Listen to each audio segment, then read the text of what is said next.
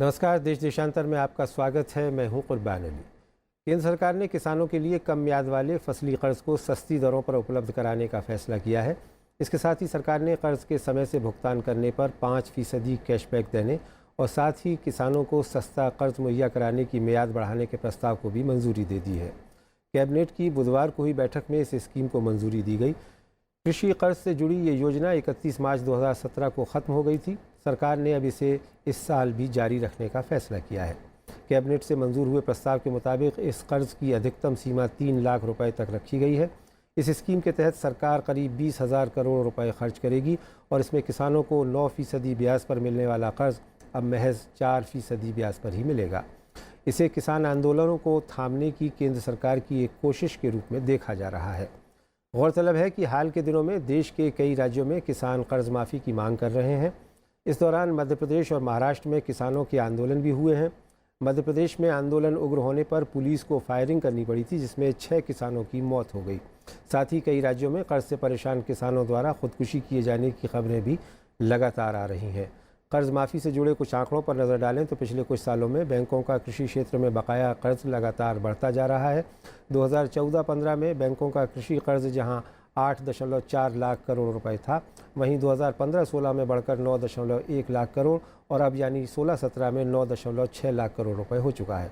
देश देशांतर में आज बात इसी विषय पर इस चर्चा में मेरे साथ जुड़ रहे हैं पूर्व वित्त सचिव CM वासुदेव, स्वराज अभियान के संयोजक योगेंद्र यादव, किसान संघर्ष समिति के अध्यक्ष डॉक्टर सुनीलम, वरिष्ठ पत्रकार हरवीर सिंह और कृषि मामलों के जानकार हमारे सहयोगी अरविंद कुमार सिंह। आप सभी का स्वागत है।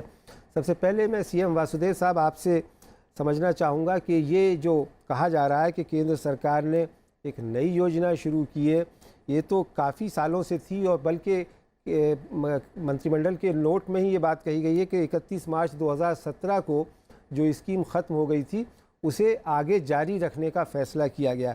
तो ये किस मायने में आपकी नज़र में किसानों के लिए लाभदायी साबित होगी?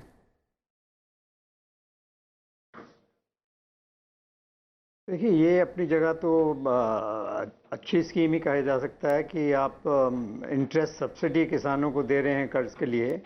ब्याज दर वैसे ही बाज़ार में काफ़ी कम होती चली जा रही है, मुद्रास्फीति कम होने की वजह से और बैंकों के पास लिक्विडिटी इतनी अधिक होने की वजह से। मगर सस्ते दर पे ऋण देना जो किसानों के लिए सरकार की नीति पहले से भी चली आ रही है, ये उसी की दिशा में उसको एक्सटेंशन दिया गया है 4% पे की ब्याज दर पे देने का।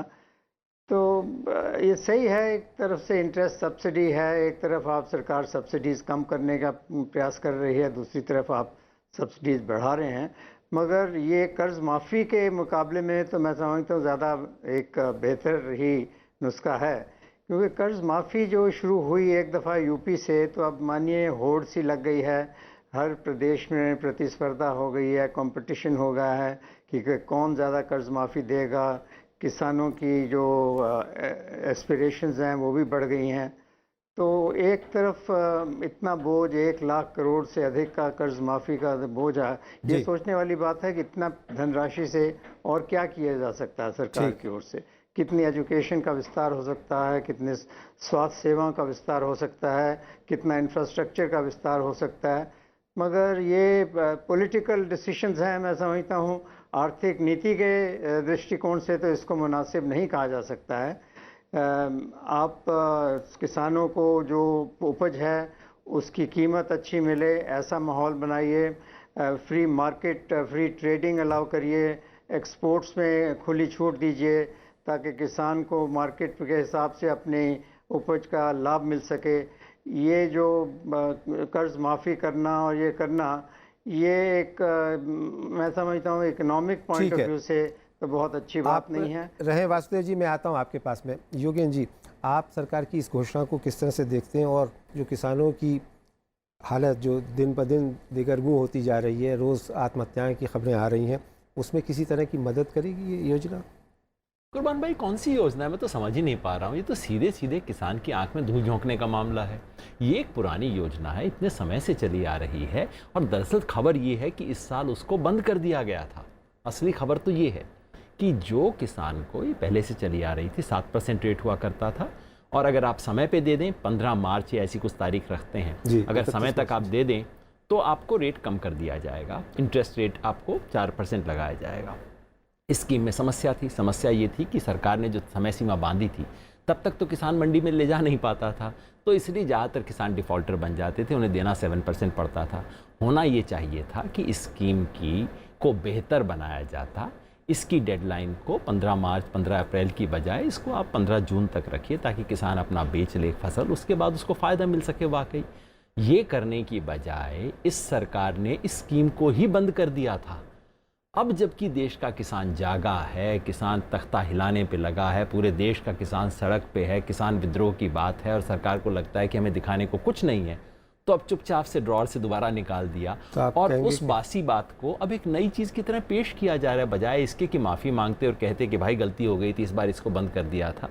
उसकी बजाय अब दिक्कत यह है कि इतना धूल झोंकने की इन्हें आदत पड़ गई है। और अफसोस इस बात का है कि इस देश के अंदर मीडिया आजकल इन सब चीज़ों की जांच वाँच किए बिना जो सरकार देती है उसको परोस देता है, तो इन्हें भी विश्वास हो गया है कि अब आँख में धूल झोंकेंगे, कोई चेक करेगा नहीं।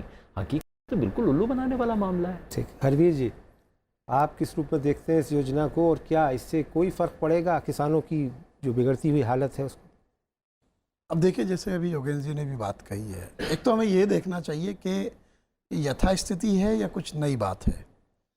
एक मामले में तो यथास्थिति नहीं है, वो है मामला किसान का, कि किसान हर अगले साल और बुरी हालत में जाता है। तो यथास्थिति तो इसलिए नहीं है कि पिछले साल किसान की जो हालत थी उससे अब हालत और ख़राब है, इसलिए वो सड़कों पे आया, दाम 50% गिर गए। लेटेस्ट जो आपका आंकड़ा CPI और WPI का है उसी में है कि 45% दाम गिर गए प्याज के, 20% गिर गए दाल के। तो ये तो हालत बिगड़ी उसकी। अब ऐसे में आप क्या करेंगे? उसको मदद करेंगे? मदद आप क्या करेंगे? जो पहले नहीं हो रही है वो मदद करेंगे। तो जो आप 7% के ऊपर उसको इंटरेस्ट सबवेंशन के साथ जो कर्ज देते थे, आपको दरकार थी कि आप उसको 2% पे लाएं, आप उसको शून्य कर दें, ब्याज खत्म कर दें उसमें, तब तो उसको कुछ मिलेगा ना। अब आप कहते हैं कि वो, देखिए होता क्या है कि ये साल दर साल चलता है, और क्योंकि ये सरकार को कुछ पैसा बैंकों को देना होता है, 20-22 हज़ार करोड़ रुपया, क्योंकि बैंक सस्ता देते हैं कर्ज किसानों को, उसके अप्रूवल की प्रक्रिया हर साल होती है। ये उसी के अप्रूवल की प्रक्रिया है। ये पूरे अभी भी ऐसा नहीं कि 20,000 करोड़ एकदम से कल बैंकों के पास चला जाएगा। इस नए साल में 1 अप्रैल से लेकर के अब जो किसान फसल का कर्ज लेंगे उनको जो छूट मिलेगी उसको इससे कंपनसेट किया जाएगा। ठीक। एक तो पक्ष इसमें ये है। दूसरे एक बात बताइए मुझे, इतना बड़ा फार्स है, कई साल से ये 7% और 4% का खेल चल रहा है। जब आपका रेपो रेट गिर रहा है, 6.5% का आपका जो पॉलिसी रेट्स हैं वो हैं 6-6.5% के, तो आप सबवेंशन दे के, आप देखिए इसको 9% का भुगतान कर रहे हैं बैंकों को। कौन सी दुनिया में हो, किस बात का आप ये काम कर रहे हैं? आपको बैंकों को कहिए कि आप 7% करें, 2% हम सबवेंशन देंगे। इंटरेस्ट रेट हर चीज़ के लिए, आपका गाड़ी के लिए, आपके घर के लिए, रोज SBI जो जिसके चेयरमैन चीखती है कि हमें लोन व्यवहार नहीं करना चाहिए, उन्होंने कल ही आपका 75 लाख से ऊपर के घर के लिए सस्ता किया है लोन। तो ये क्या तरीका है? आप उसको 9% पे रखेंगे जब सारी दुनिया में रेट नीचे आ रहा है, और फिर कहेंगे हमने उनको सबवेंशन भी दिया। डॉक्टर सुनील, आप तो लगातार कहूँ तो बासी सब्जी दोबारा खिला रहे हैं और वो भी बिना छौंक लगाए। अच्छा, क्या ये वाकई जैसा कहा जा रहा है कि ऊँट के मुंह में जीरा है, या इससे वाकई किसानों को कुछ राहत मिलेगी? इसका मकसद, क्योंकि बताया ये जा रहा है कि पूरे देश में किसान उग्र हो रहा है, उसे कुछ थोड़ा सा सांत्वना देने की कोशिश है। इसमें 2-3 बातें हैं। एक बात तो ये है कि 10 लाख करोड़ का अगर टोटल कर्ज है तो उसमें 8 लाख करोड़ से ज़्यादा तो एग्रो बिजनेस के पास जाता है, किसानों के पास जाता ही नहीं है, नंबर 1। नंबर 2 बात यह है कि जो ज़्यादातर किसान हैं वो इन्होंने डिफ़ॉल्टर की श्रेणी में डाले हुए हैं, मतलब जो 31 मार्च तक अपना पैसे का भुगतान नहीं कर पाते हैं। और जो बात अभी योगेंद्र जी कह रहे थे कि जब गेहूं की फसल आएगी 31 मार्च तक आती नहीं है, अप्रैल में आएगी, बाद में आएगी, और आप मतलब एक तरफ से आप उसे डिफॉल्टर बनाते चले जाते हैं ताकि आप वो इसकी कैटेगरी के अंदर ही नहीं आता। तो एक तरीके से पूरी तरीके से मानते हैं कि भाई किसान अनपढ़ है, इसे जो चाहे बोल देंगे और वो जो चाहे मान लेंगे, लेकिन मुझको लगता नहीं ऐसा होने वाला है। और इसके साथ में एक बहुत ही इंपॉर्टेंट बात है जो हुई है वो ये है कि अभी 1 जुलाई से जब GST लागू होगा तब इन्होंने जो रेट, मैंने अपने गाँव के अंदर परमंडल में, मुल्ताई के अंदर आज सोसाइटी में, तो वहाँ सर्कुलर आया है जिसमें 300 रुपए का यूरिया जो है वो 1200 रुपया 50 किलो का हो गया, और डीएपी जो है वो 1091 रुपए से 1800 रुपए का हो गया। मतलब ये जो है रेट बढ़ा दिया। ये मतलब जीएसटी की किसानों वजह से हुआ या जी, किस भी वजह से हुआ, हम तो मान रहे हैं जीएसटी की वजह से हुआ, लेकिन किसी भी वजह से हुआ हो, मतलब यह है कि आप किसानों को इस बुरी तरीके से लूटने का आप काम कर रहे हो और दिखा ये रहे हो कि हम जो है, तो सरकार की मंशा नहीं है, इच्छा शक्ति नहीं है, सरकार कॉर्पोरेट को छूट देना चाहती है और किसानों को लूटना चाहती है। इसलिए, और ये बात किसान समझ गया है, इसलिए सड़कों पर है और आगे भी रहने वाला है। ठीक है अरविंद जी, आप तो देश भर में किसानों की हालत जानते रहते हैं, रिपोर्ट कर रहे हैं लगातार। आपको क्या लगता है कि जो हालात हैं इस वक्त देश में किसानों के, उन्हें किसी तरह की कोई मदद मिलेगी इस योजना से, या ये सिर्फ महज एक दिखावा है, आई वॉश है? देखिए कुरबान भी, ये इससे जो है बहुत ज़्यादा जो कृषि संकट वाले जो इलाके हैं, मैं नहीं मानता कि इसमें कोई बहुत फ़ायदा होने वाला है, क्योंकि जो कृषि संकट वाले जो इलाके हैं वहाँ अगर आप गौर करेंगे तो ये सरकारी बैंकों या जो है ग्रामीण बैंकों के अलावा भी एक पक्ष है, वो है साहूकारों का पक्ष। वहाँ महाराष्ट्र में तमाम कानून बना लेने के बाद भी आज भी जो है जी वो साहूकार से जो है लोन लेना जारी है, और वो उसके पीछे कई कारण हैं। जो आप पंजाब तक में जो है इतना ज़्यादा बड़े पैमाने पर लिया जा रहा है आढ़तियों से, उनसे, तो सवाल है कि इसमें तो कोई रिलीफ नहीं मिल रहा है जो है। दूसरी जो चीज़ है, जो हरवीर जी ने जो इशारा किया और योगेंद्र जी ने, असली समस्या तो ये है जो मूल्य जो जिस तरह से गिरे हैं इस बीच में। मैं आपको बताऊं, अब सहारनपुर के इर्द गिर्द आप जाएंगे तो पूरा का पूरा जो है हरियाली आपको दिखेगी, पॉपुलर और यूकेलिप्टिस या एग्रो फॉरेस्ट्री पे काम किया उन्होंने। और पीएम का कहना है कि साहब इससे 2020-22 तक किसानों की आय दोगुनी हो जाएगी। हालत ये है कि 2015 में जो पॉपुलर 2015 तक जो 1500 रुपये क्विंटल बिक रहा था, आज 300-350 रुपये पे आ गया है। जो मालवा का, जहाँ डॉक्टर सुनीलम जी है, मालवा का जो शुगर फ्री आलू जो कि 10 रुपये से कम नहीं जाता था, वो 250 रुपये में आ गया। और उसके बाद जो है उसमें भी हालत ये है कि कई किसानों ने आके मंडी में खुद अपने जेब से पैसे दिए हैं, ट्रांसपोर्टेशन कॉस्ट और ये सारे कॉस्ट मिला के। तो ये छोटी छोटी वानगियाँ हैं। चंपारण में अभी मैं था, तो चंपारण में गांधी जी ने जहाँ अपना एक किसान जागरण का केंद्र बनाया, इतना सारी चीज़ें, हिंदुस्तान में सबसे सस्ता गन्ना वहाँ बिक रहा है 280 रुपया क्विंटल। ठीक। बगल में एक नदी पार जो है उत्तर प्रदेश में 315 रुपये तक है वो।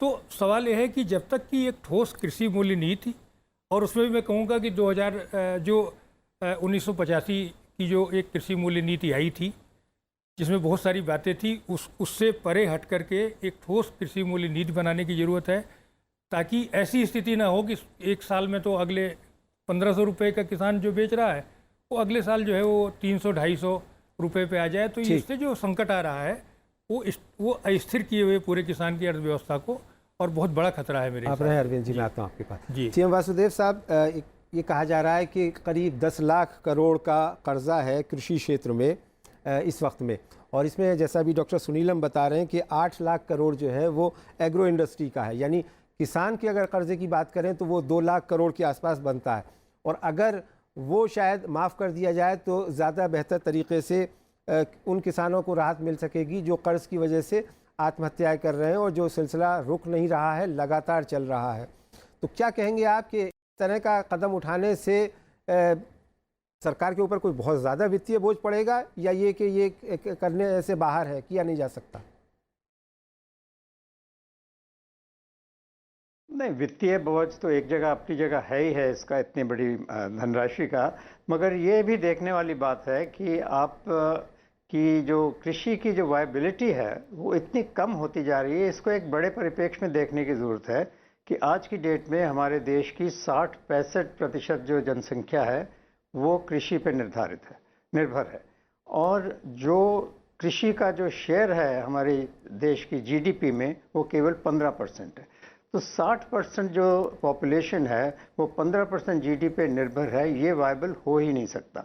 तो ये थोड़े बहुत पैलिएटिव सरकार को देने पड़ेंगे, चाहे कर्ज माफ़ी हो, चाहे सिंचाई मुफ्त हो, चाहे रूरल एरियाज़ में इलेक्ट्रिसिटी मुफ्त हो, क्योंकि जो रूरल अनरेस्ट बढ़ेगा, रूरल एरियाज़ और अर्बन एरियाज़ में गैप बढ़ता चला जाएगा। वहाँ 3-4% से ज़्यादा ग्रोथ नहीं होती है, अर्बन एरिया में 7-8% हो जाती है। तो गैप बढ़ता चला जा रहा है। जो इतने ज़्यादा तादाद में लोग कृषि पर निर्भर हैं वो वायबल नहीं हो रही है। तो सरकार को दोनों तरफ काम करने पड़ेंगे। एक तो शॉर्ट टर्म में कृषि को इस किस्म के सब्सिडीज़ या इंसेंटिव दिए जाएं, दूसरी ऐसी नीतियां बनाई जाएं कि जो कृषि पे इतनी ज़्यादा लोग निर्भर हैं उनको और एरियाज में रोजगार के अवसर दिलाए जाएं, चाहे एग्रो प्रोसेसिंग हो, फूड प्रोसेसिंग हो, मैन्युफैक्चरिंग सेक्टर हो, ताकि कृषि करना वास्तव में वायबल हो सके। आज की डेट में इतनी अधिक संख्या में अगर लोग कृषि पे निर्भर है वो कभी भी वायबल नहीं हो सकता है। तो ये बहुत बड़े परिप्रेक्ष्य में इसको देख के सरकार को नीति बनानी चाहिए ताकि कृषि एक हमारे देश में वायबल एक व्यवसाय हो सके, जो आज की डेट में नहीं रहा है। तो जब तक वो नहीं होता तब तक सरकार को ये लाभ देने ही होंगे, सब्सिडीज देनी ही पड़ेंगी, कर्ज माफ़ी हो चाहे और तरीके हों। ठीक। योगेंद्र जी, आपको क्या लगता है कि अभी जैसे उत्तर प्रदेश में ऐलान हुआ 36,000 करोड़ रुपए की कर्ज माफ़ी का, महाराष्ट्र में भी हुआ, मध्य प्रदेश में शायद हो जाए ऐसी संभावना है, क्या इस तरह की कर्ज माफ़ी से किसान को फौरी तौर पर एक मदद मिल सकेगी, राहत पहुंचाई जा सकती है, या ये कि जैसा सीएम वासुदेव साहब कह रहे हैं कि एक लॉन्ग टर्म पॉलिसी बनाने की ज़रूरत है? मैं समझता हूँ दोनों चीज़ों की आवश्यकता है, इसमें कोई शक नहीं। वासुदेव साहब बिल्कुल ठीक कह रहे हैं कि कर्ज माफ़ी किसान की तमाम समस्याओं का सॉल्यूशन नहीं है, वो नहीं हो सकता है। कर्ज माफ़ी केवल राहत है, एक समय की राहत है। और असली समस्या वासुदेव साहब बिल्कुल ठीक कह रहे हैं कि किसान को दाम नहीं मिल रहा अपने फसलों का। जब तक उन्हें उचित दाम देने की व्यवस्था नहीं होगी तब तक आज आप कर्ज माफ़ कर लीजिए, आपको 5 साल बाद फिर माफ़ करना पड़ेगा, 10 साल बाद फिर माफ़ करना पड़ेगा, उसका तो कोई समाधान है ही नहीं। लेकिन एक बार अगर आप किसान को ठीक दाम की व्यवस्था कर दें तो क्या बगैर कर्ज माफ़ी के काम चल जाएगा? मेरे विचार से नहीं चलेगा। आज किसान पे जितना बोझ है कर्ज का, वो देखते हुए ये संभव ही नहीं है कि किसान अपने कर्ज को कल को उसको फसलों का बेहतर दाम मिलना शुरू हो जाए तो वो करेगा क्या? अपना कर्ज वापस करेगा और तो कुछ कर नहीं सकता।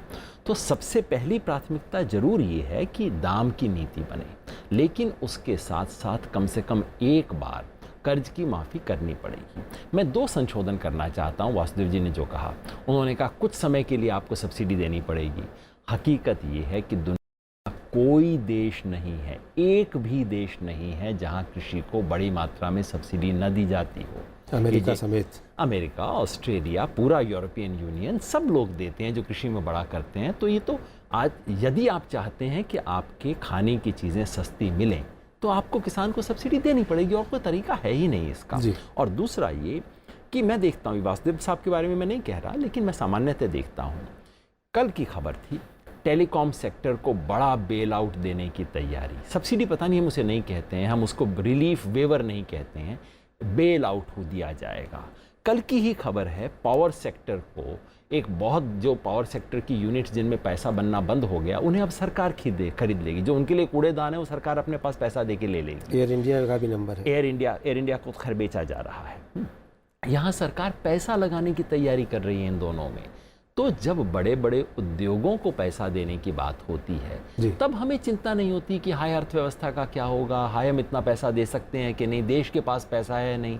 लेकिन जब किसान की बात आती है तो ये सब चिंता क्यों उभर के आती है? मैं समझता हूँ इसलिए कि हम की परिभाषा में किसान नहीं आता, ये जो नीति निर्माताओं का है। एक आखिरी बात और जोड़ दूं, ये जो हम बार बार कहते हैं ना किसान के सर पे कर्जा है, किसान के सर पे कर्जा है, मैं इसे पलट के कहता हूँ देश का कर्जा है किसान पे।